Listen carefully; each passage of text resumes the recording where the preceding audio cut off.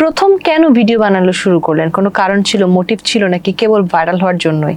ফেসবুকে আসলে ওই পরিচিতি লাভের জন্যই শুরুটা। আচ্ছা। তারপরে হচ্ছে ইনকামের একটা আসছিল, যে দেখা গেছে যে যেহেতু একটা ফেসবুক আসছে, সেক্ষেত্রে যদি কিছু ইনকাম সোর্স করা যায় তাহলে তো ভালোই হয়। হ্যাঁ, শুরুটা ছিল একটু ফেমাস হলো, মানুষটা ছবি তুললো, দুজন চিনলো। আমার শুরুটা এরকম ছিল যে